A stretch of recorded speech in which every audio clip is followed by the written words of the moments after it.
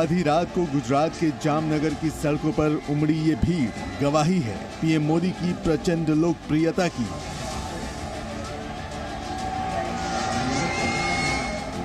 मोदी मोदी नारों की ये गूंज गवाही है जनता के दिलो दिमाग में पीएम मोदी के छा जाने की, और प्रोटोकॉल तोड़कर सीधा जनता से कनेक्ट करने का ये मोदी स्टाइल है। पीएम मोदी के इसी मैजिक के जरिए बीजेपी 24 चुनाव में 400 सीटों की नई लकीर खींचने की कोशिश में है। पीएम मोदी खुद मैदान में उतरकर देश भर में बीजेपी के पक्ष में माहौल बनाने में जुट गए हैं, तो दूसरी तरफ दिल्ली में भी बिसात बिछने लगी है, जिसकी झलक कल बीजेपी मुख्यालय में दिखी। बीजेपी अध्यक्ष जेपी नड्डा ने 5 राज्यों में चुनावी रणनीति पर मंथन किया। यूपी, पश्चिम बंगाल, राजस्थान, तेलंगाना और छत्तीसगढ़ पर चर्चा हुई। शुरुआत 80 लोकसभा सीट वाले यूपी से हुई। अमित शाह और सीएम योगी के साथ जेपी नड्डा ने तैयारियों की समीक्षा की। सूत्रों के मुताबिक पिछले लोकसभा चुनाव में हारी 14 सीटों पर मंथन किया गया। रायबरेली और मैनपुरी जीतने के लिए खास रणनीति तैयार की गई है। यूपी में बीजेपी का पिछले दोनों लोकसभा चुनाव में प्रदर्शन अच्छा रहा था, लेकिन 370 के लक्ष्य को पाने के लिए बीजेपी ने यूपी में 80 में से 80 का मिशन रखा है, और इसीलिए हर सीट के सोशल समीकरण से लेकर हर फैक्टर को कसौटी पर परखा जा रहा है। 2024 में बीजेपी के सामने राहुल और अखिलेश की जोड़ी सबसे बड़ी चुनौती है। अखिलेश यादव इस बार पिछड़ा, दलित और अल्पसंख्यक यानी पीडीए का फॉर्मूला उछाल रहे हैं, तो जवाब में बीजेपी ने एक कदम आगे बढ़ते हुए दलित संपर्क अभियान का शंखनाद कर दिया है। पूरे देश में एक साथ बस्ती संपर्क अभियान चालू हो रहा है। हम पत्रक ले जाएंगे। केंद्र सरकार की जो गरीब कल्याणकारी दलित सम्मान की, दलित कल्याण की योजना, उसका पत्रक हम उनको जानकारी देंगे। लाभार्थियों से संपर्क करेंगे और साथ ही उनकी जिज्ञासा है उनका समाधान भी करेंगे। अभी तक हम 4,500 बस्तियों में संपर्क कर चुके हैं। हमको जो लक्ष्य हमारा 1 लाख बस्ती संपर्क का, हम इसको लगभग 1.5 लाख एससी की बस्ती के संपर्क तक पहुँचेंगे। दूसरी बैठक पश्चिम बंगाल कोर ग्रुप की हुई, जिसमें प्रदेश अध्यक्ष सुकांता मजूमदार और शुवेंदु अधिकारी समेत प्रमुख नेता मौजूद रहे। पश्चिम बंगाल में लोकसभा की 42 सीट है।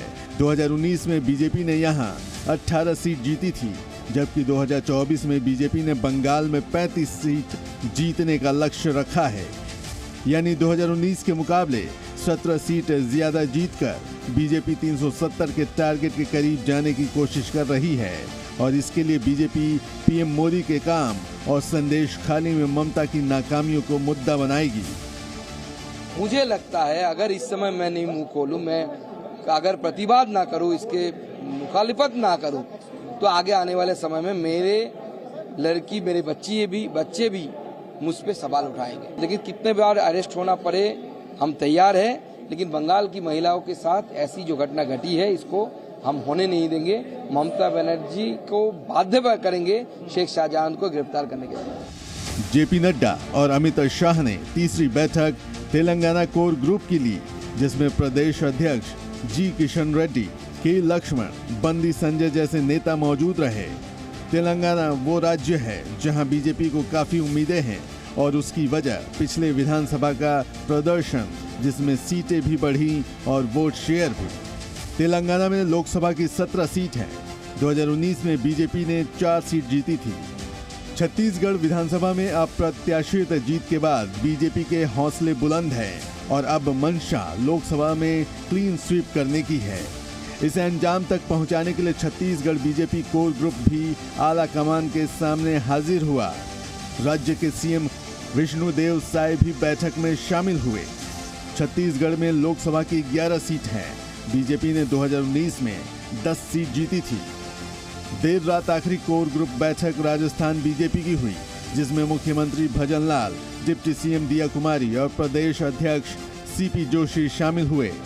2014 और 2019 में बीजेपी ने राजस्थान की सभी 26 सीटें जीती थी। अब 2024 में प्रदर्शन दोहराने के लिए बैठक में रणनीति बनी। बैठक में 5 राज्यों के 175 सीटों पर मंथन किया गया। 2019 में बीजेपी ने इन 175 में से 119 सीट जीती थी। इसके बाद बीजेपी कोर ग्रुप की बैठक 27 और 28 फरवरी को होगी, जिसमें अन्य राज्यों पर मंथन होगा। बीजेपी 370 सीटों पर जीत का सफर रथ से तय करने वाली है।